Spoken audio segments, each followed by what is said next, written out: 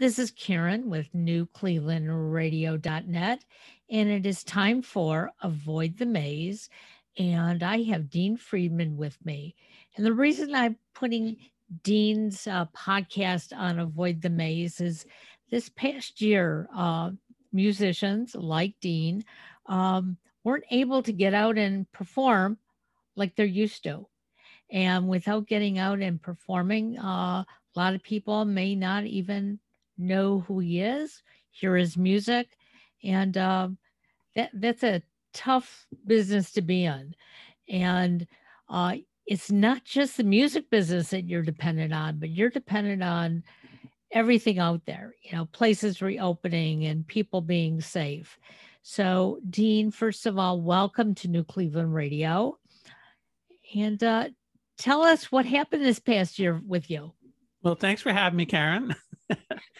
And well, the last, I guess, coming up close to 2 years now,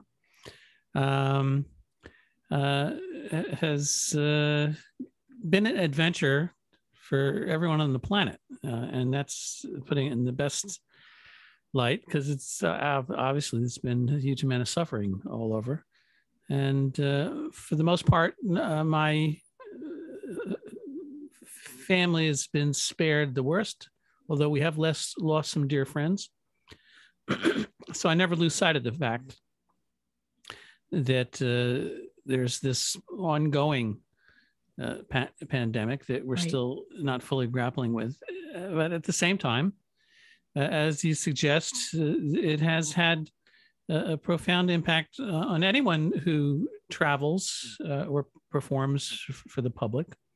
And that would mean every musician that I know that makes a living touring.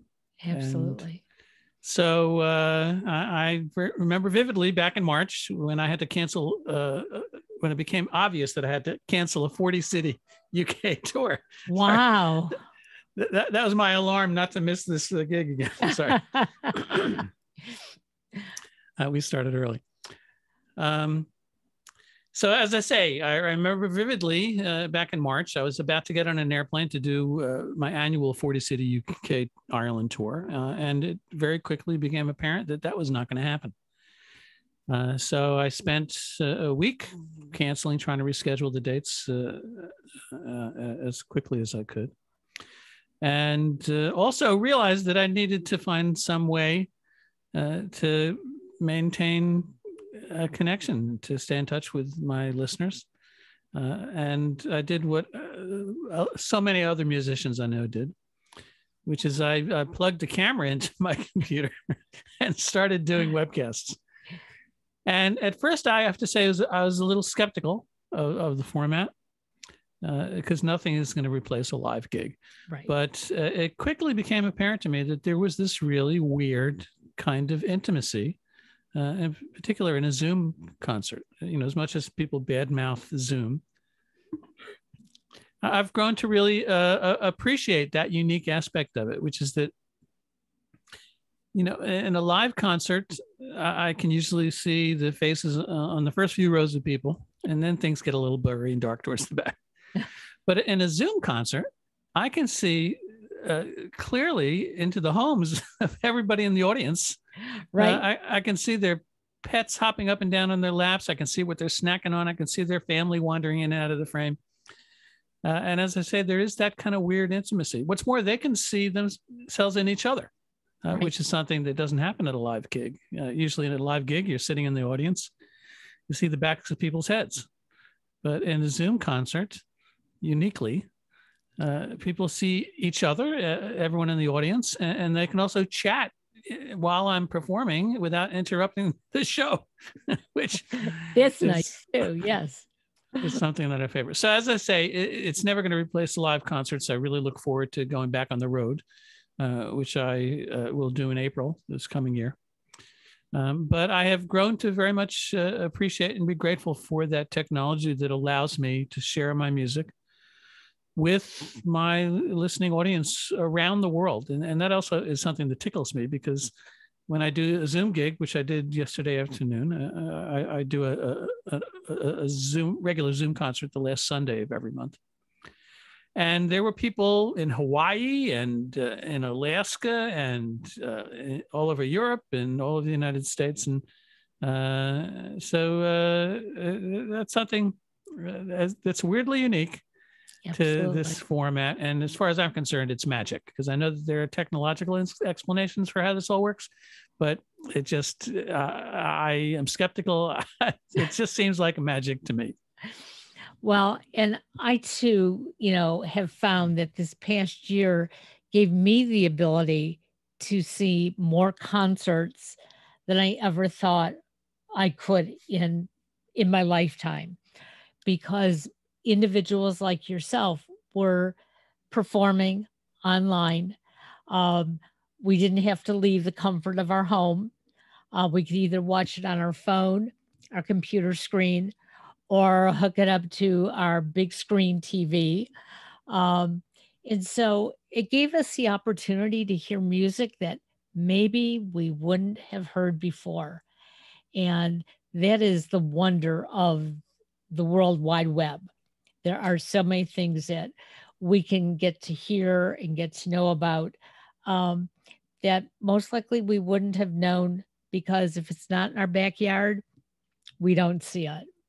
Sure. And it was, as you say, a rare opportunity to introduce my audience to some of my favorite singer-songwriters, folks who don't necessarily get a lot of airplay, but who are some of the finest singer-songwriters working today. Folks like Boothby Graffo, Fiona Bevan, Tracy Curtis, Charlotte Campbell, Cal Lavelle, and Latch, just folks that are really accomplished musicians, songwriters, performers. And by virtue of this weird Zoomness, I've been able to invite them as guests, and they've, reciprocated, and it has demonstrably expanded our mutual audiences, which I think is a very cool thing. So, what got you into music? Is this something that you wanted to do ever since you were a toddler, or did you just wake up one day when you were a young adult and say, hey, let me join this crazy world? Well, I grew up in a house filled with music. My mom was a performer and appeared on Broadway and film. And so there was always some Broadway show tune on the piano. There was always some aria playing on her old turntable. And of course, once I got a transistor radio, then I was exposed to all the top 40 and everything else that you can imagine. So I always had eclectic tastes growing up. So growing up that way, it was inevitable that music was going to be a big part of my life. But in my early teens, when I started playing coffee houses and I would get a couple of bucks to sing my songs, I thought, wow, that's pretty amazing. I'm getting paid to do something I would do anyway. So I never stopped doing that, although I'm still working on the getting paid for it part. But, I've been writing songs and recording them and getting out there and sharing them with my audience ever since. So you have something new coming out, and I love your background because it identifies American Lullaby. So tell us what American Lullaby is all about. Well, if we gain a little bit of perspectives to step back from the current pandemic, for me, the new album started about 6 years ago when all my countrymen and women woke up to discover that a bankrupt real estate developer and known money launderer for the Russian mafia had become president of the United States. And I can't overstate how this blew people's minds. Even the people that supported Trump, even Trump never expected him to win.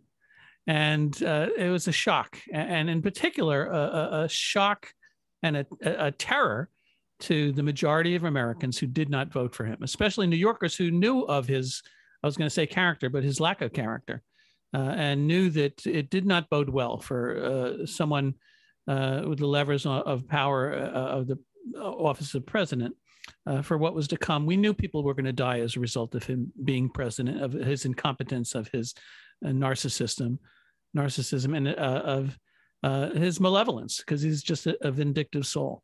And indeed, that's what happened. Hundreds of thousands of people died and continue to die unnecessarily because he decided he didn't want to numbers to go down. It was a hoax, and that it would be better if we drank bleach to get rid of COVID. And so that started off.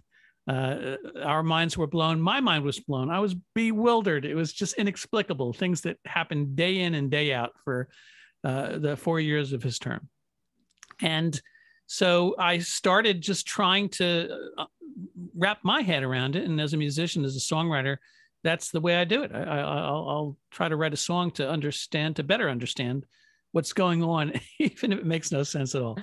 And so I really took as my brief a chronicle of all the crazy stuff that has happened in America and around the world the last 6 years.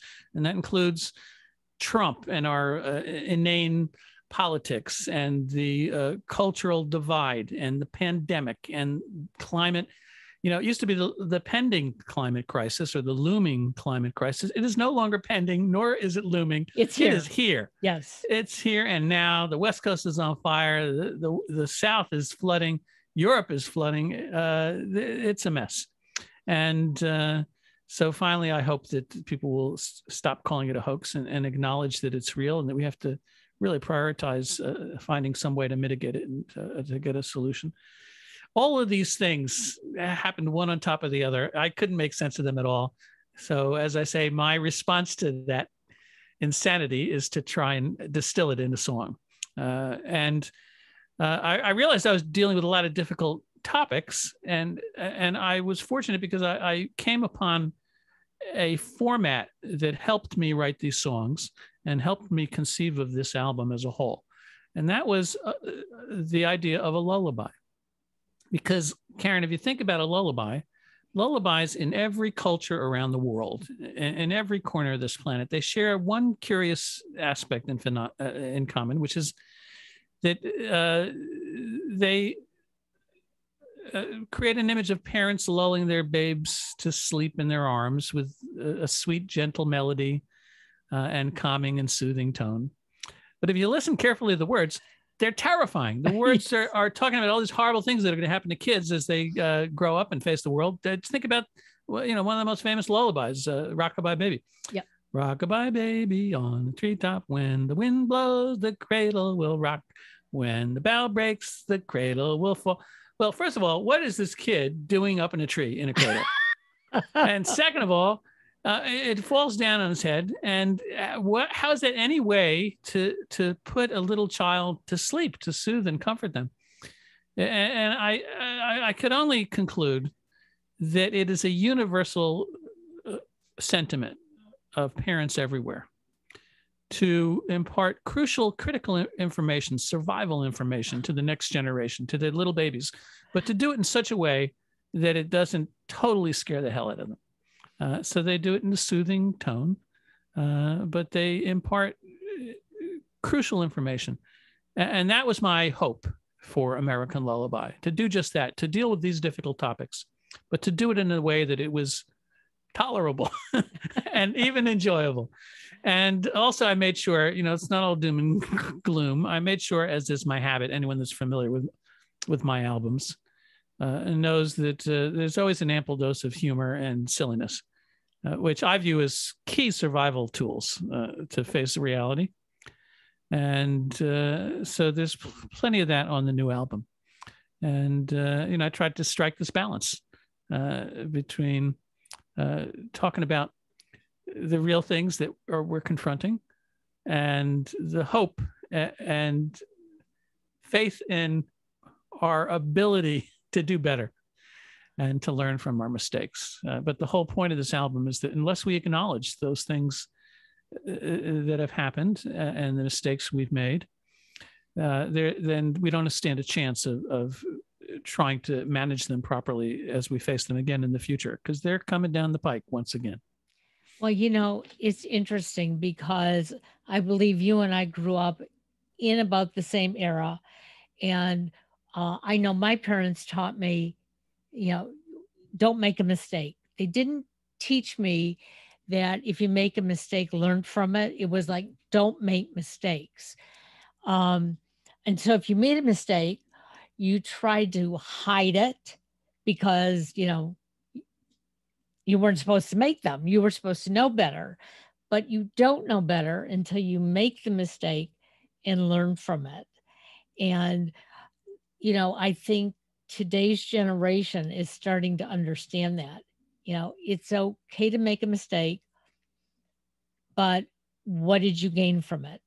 And how can you not repeat that mistake? It only makes sense. And especially in an era that we're in the midst of right now, where the pace of change is so rapid and so accelerated that we're going to constantly be making mistakes and corrections to those mistakes. And again, it gets back to just being able to have the courage to admit it. Absolutely. And to face it, and then move ahead and move forward. So I'm assuming, because I didn't go back and listen to a lot of previous music that you've put together, but I'm assuming that you write about what you feel, what you see going on around you. Has it always been that way? Well, Karen, I would have to say yes, that I'm one of those writers that abides by that axiom that it makes sense to write about what you know. So I do tend to write about the lives of my life and lives of my family and friends and the world around me. Although I also make ample use of my poetic license, which I keep in my back pocket for anytime I'm stopped for excessive punning and being too alliterative.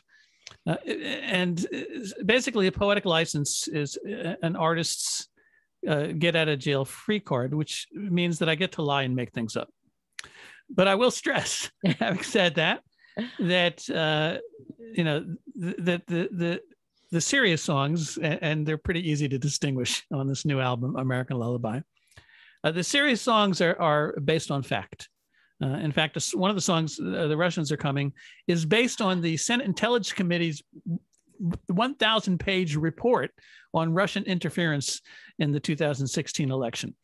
So every word of that song, The Russians Are Coming, even as silly as the song sounds, is documented in the congressional record based on evidence.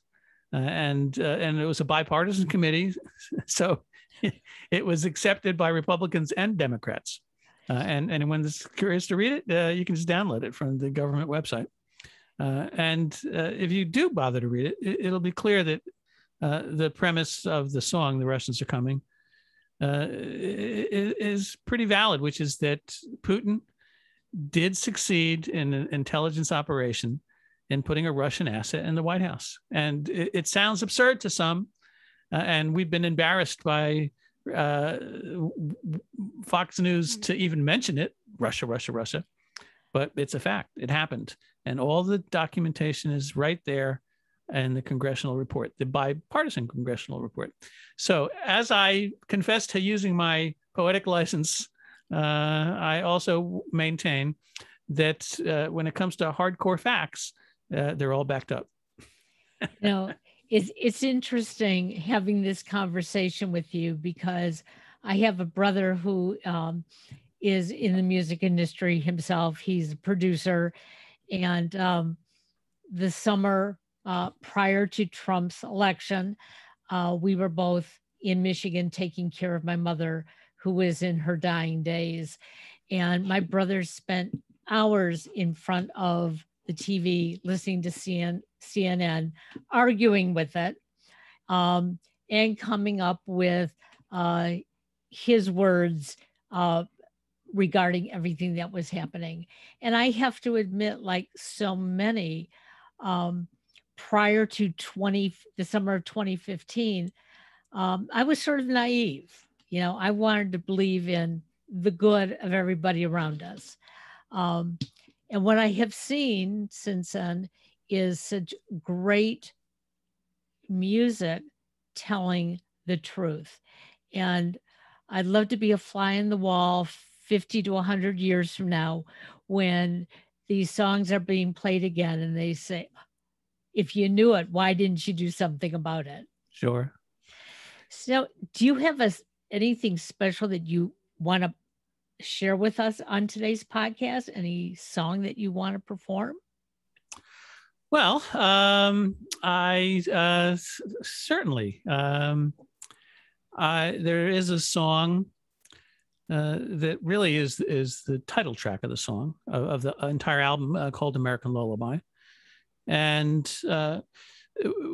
it's different than all the other songs on the album because all the other songs on the album talk about contemporary issues and contemporary topics. They talk about things that are happening and that have happened to us, to Americans of every ilk, and folks around the world.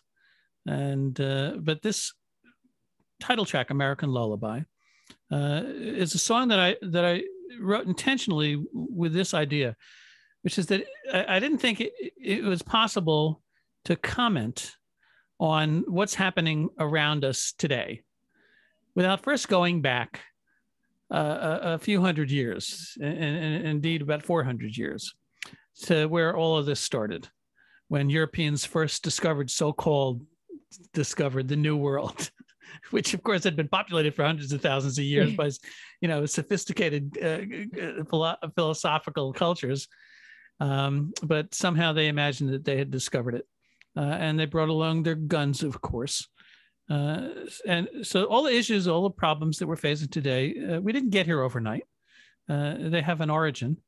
And so to start off the album, as I was relaying these stories, I went back 400 years ago to really just touch on America's original sins, the massacre of the indigenous population, 200 plus years of slavery, both abetted by our inexplicable love affair with guns.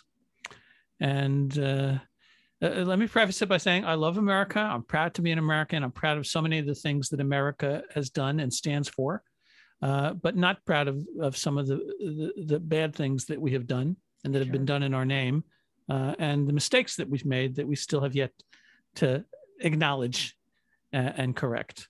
And so that's the purpose of the song, is to set the stage for the rest of the tunes to come. But I think it tells an important story. Karen, I've always thought about what I do as someone who writes short stories and sets them to music. Okay. And this is one, but it covers a vast period of history. So I'm just going to add a few more hints about the lyrics in the song, which is that Half Moon is a reference to a Dutch ship that sailed up the Hudson River by Dutch Captain Hendrik Hudson. The river is currently named after him. Sure. And there's a reference to a drinking gourd, and that was code during slavery days for escaped slaves to seek the Big Dipper as a signpost in the skies to head north into the Free States and ultimately into Canada. And similarly, Peg Leg Joe is a reference to a semi-mythological figure during that era who helped escape slaves into the Free States north. And finally, there's a reference here to a place called Paradise. And metaphorically, it does mean paradise, the way we would normally understand it, but it also is a reference to a particular area in Las Vegas, which sadly was the site of the largest mass shooting in America's history just a few years ago, when a gunman on a 32nd floor of a hotel in Las Vegas killed 60 people that were attending a country music concert. And it touches on these topics gently, but soberly and seriously. And so I hope your listeners will at least get a head start in terms of understanding what the song is about with some of those hints. Okay. And I will endeavor to play it for you now.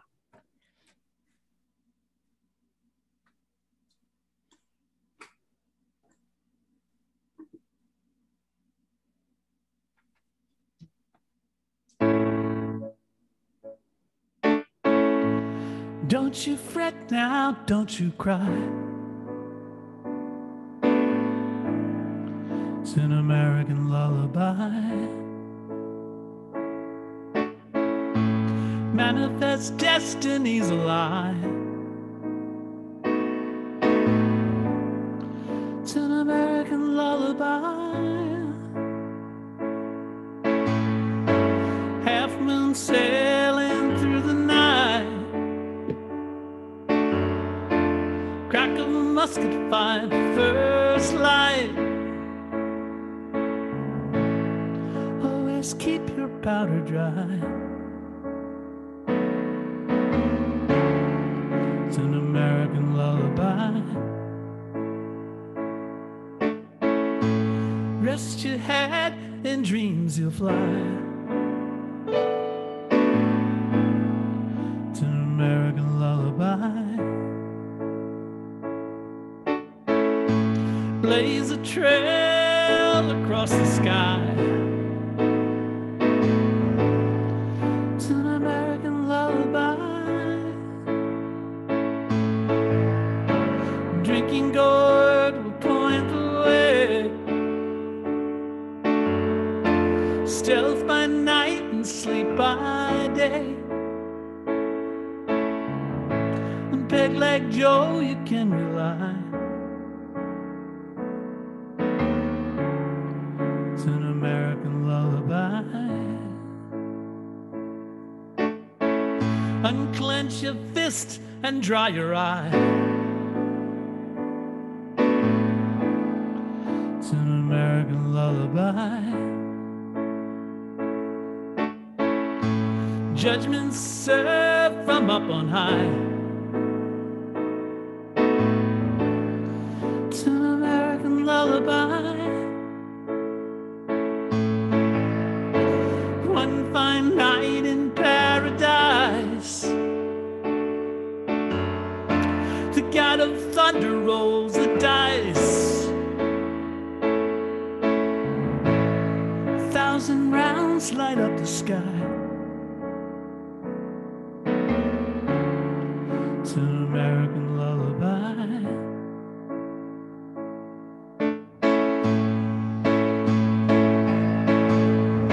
In restless dreams we shall defy what TV pundits prophesy. Our best laid plans have gone awry. It's an American lullaby. He said, I cannot tell a lie. Cross my heart and hope to die. I still can't look you in the eye. It's an American lullaby. Close your eyes now, sleep is nigh. It's an American lullaby. Cross the shallows, do or die. It's an American lullaby. Headlights shining in the dark. Coyotes howl, the bloodhounds bark.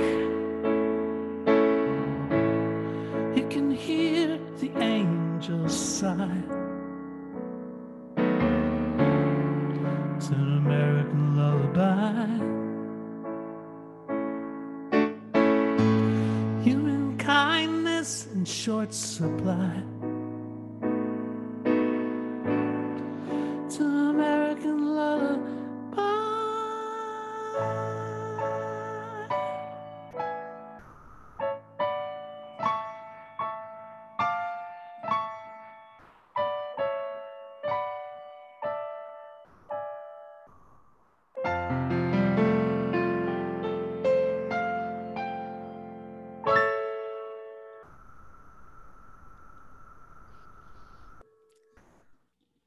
Well, I have to tell you, it took on a different meaning listening to it live than when I listened to it online. I loved it both ways, but just watching you is just, it makes you stop and think. And I'm so grateful for those words and the way you put them together. Well, thank you for listening, Karen, and for sharing the music with your audience. Well, I will tell you that um, it is our desire on New Cleveland Radio to provide our listeners with the opportunity to hear something and learn something new. Um, we challenge everyone that it's not just what you hear on the radio when you're driving in the car. There's so much more out there. And Indeed. and I have to thank Annie Layton for recommending that we have you on. Um, and I'm hoping that our listeners will continue to follow you. And when you do get back on tour, hopefully you'll come to Cleveland, Ohio. It would be my pleasure. I look forward to it. I definitely do intend to pack my bags, grab my guitar, and hit the road in the spring. Unless some giant meteor smacks into the face of the moon and makes air travel difficult, I'll be coming somewhere to a town not too far from you, and look forward to seeing you then. That's wonderful. Please tell everybody how they can find you online. Sure, I'm easy to find. My name is Dean Friedman. That's Friedman. And you can find me on my website, deanfriedman.com.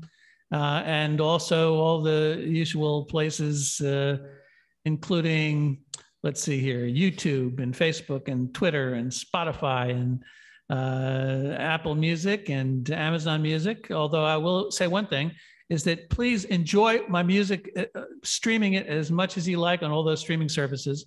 But keep in mind, they pay artists 1/1000th of a penny for every stream. So if you want to support independent artists, then buy CDs and music direct from their websites. Absolutely. I'm so glad you said it because we usually say that as well, because so many listeners do not understand, where that money goes. And, we want to support you because we want to keep hearing more music. I also am going to claim you as a relative because my mother's maiden name was Friedman. Aha, So all right. somewhere on this Landsman. universe, we have a connection. So again, I want to thank you, and we will continue to follow you. And we just wish you the best. And we will see you on tour. All the best. Have a great day. Bye-bye. Thanks for having me. You too. Take care. Bye-bye.